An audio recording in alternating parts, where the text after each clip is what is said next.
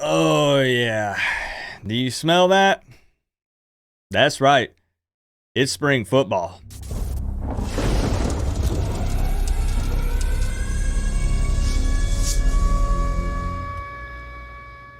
What's going on, Canes fans? Spring practice number 1 is a wrap, and I'm going to take a few minutes to summarize it a bit for you, and we'll discuss some of the high notes. Just keep in mind that it was day 1, so there's no tackling, and the focus in these recaps sometimes will focus primarily on one side of the ball in particular, and today's recap, the focus is definitely the offense. Also, throughout the recap, I will be showing some actual clips from practice today, so make sure that you show the original owner some love by following them, and their name will be in the bottom left-hand corner of the screen. So obviously, the hot topic is quarterbacks, specifically Carson Beck, but we all knew that he wasn't going to be throwing the ball around during spring practice, at least not early on in spring practice. More on that later on in the video.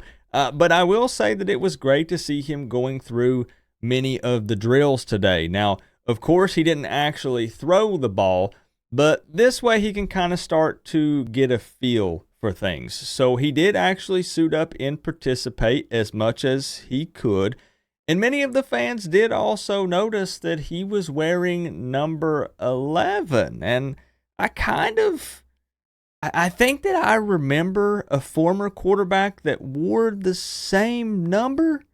Maybe? Anyways, he did what he could. Again, just kind of going through the motions. And I love that because instead of just staring at a piece of paper or watching from the sidelines, he's at least out there moving around, suited up, and kind of getting a feel for how everything goes down in these practices and just, trying to let him do as much as he possibly can. Now, as far as the battle for QB2, you can't really tell that much on day number 1, but everyone was performing about how you would expect them to. Now, Nickel, the hot name, the incoming freshman, did look pretty good slinging the ball around, however, and he made some great throws today. And who was catching those great throws, you ask?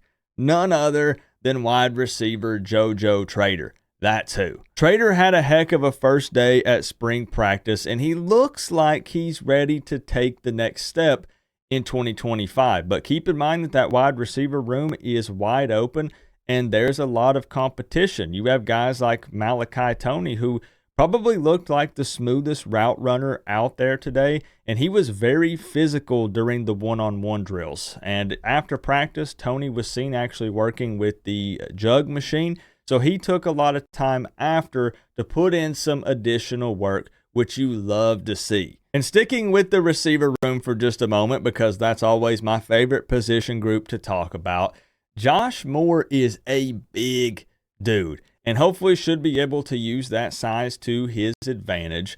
And kicking it back to JoJo here for just a second, a matchup to watch during spring, one that you're probably going to hear about a lot, is definitely going to be Trader versus Brantley, the transfer cornerback that came in from Michigan State. They absolutely went at it today. And this could be a similar situation to what we saw last spring with Restrepo versus Powell. And again, there were some very physical reps between these two in the one-on-one drills. And at one point, I believe Trader was able to draw a flag whenever he had Brantley on him. So you're going to be hearing a lot about those two in some of the drills this spring. Also, another wide receiver, Dalen Upshaw, he caught what would have technically been considered a touchdown pass from quarterback Judd Anderson.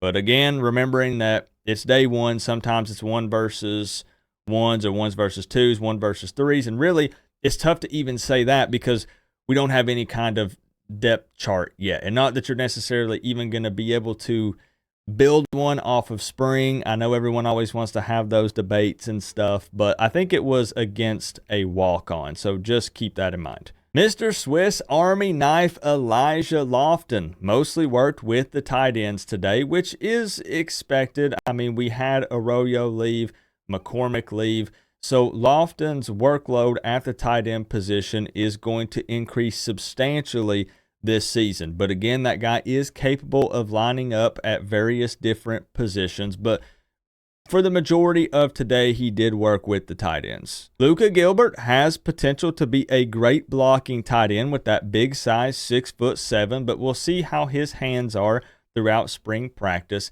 And Nickel, the transfer tight end that came in, did have a chance to go up against Pruitt kind of one-on-one in a drill, but Pruitt did get the best of him, and he broke up the pass. As far as the defense goes, Basaint did put on some noticeable size. He mentioned after practice that he weighs around 225 pounds, and he did mention that he will be cross-training at the middle linebacker position. And there will be lots of cross-training happening, especially on the defensive side of the ball.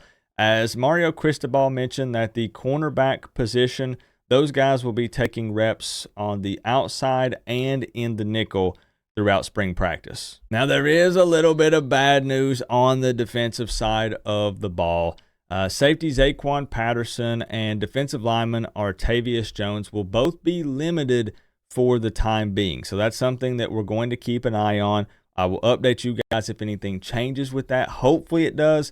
I would love for Zaquan Patterson in particular to get a lot more reps during spring, because we need to be able to see if he can crack that starting rotation this season. But as of right now, they're both limited. But really, that's about it for day one. I mean, each of these recap videos are going to vary in length and detail depending on how much access the media gets during these practices. And again, sometimes the focus will shift. It just kind of depends. It's really just day number one, everybody just kind of getting in the groove of things, figuring everything out. And sometimes we'll group these together. I did not want to miss day number one because, well, it's day number one, you know, spring practice kicking off. It's Miami Hurricanes football. So I still wanted to put something out there. Now, I did hint earlier in the video about Beck not throwing the ball around in practice number one. But Mario Cristobal has kind of doubled down and said that he believes that towards the end of spring, Carson Beck could be throwing the football a bit. We'll see what happens with that. We've heard Cristobal make some similar statements in the past. I know that they don't want to rush the guy, obviously. Beck is going to be given the keys to this offense. So right now, the quarterback room is just battling out for that second position. But time will tell. We'll see what happens with Beck. It would be cool to see. You know, I'm guessing that it would be very limited, you know, and they probably do want him to be careful, of course. But it is a possibility. I wanted to throw it out there. And just some additional closing thoughts here. It was also nice to see that Beck had invited the guys, a lot of the guys on the offense, over to his house to watch the Super Bowl. That's something that Mark Fletcher had mentioned. And that's something that you saw Cam Ward do a lot of last year. I think that bonding outside of practice is very important. You get to know these guys, you form friendships. And I think that you play a little bit harder for each other and maybe hold each other a little more accountable. So you heard him mention that. And he also mentioned that he viewed Beck as an alpha. They had actually been asking him, you know, do you see any similarities between Beck and Cam Ward from last season? And Fletcher said, look, both of those guys are alphas, straight up. And he referred to Beck as that multiple times. So, you know, again, that's a good sign. What's most important is what he's able to do on the field. But, you know, it is part of it. There's a mental side to this as well. So it's good to hear that. Hopefully he'll be a leader in that room. I'm big on vocal guys. So hopefully Beck can be that kind of guy. But again, that's really it. JoJo Trader kind of owned the day when it came to the offensive side of the ball. Some very physical one-on-one drills. You saw Kevin Beard doing his thing as usual out there, screaming and yelling, jumping up and down.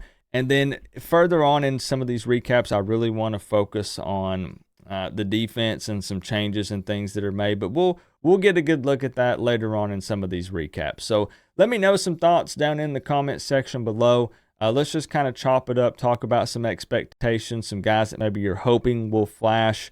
And we'll just kind of talk about it. Day number one in the books. I'm pumped, man. It's here. It's actually here.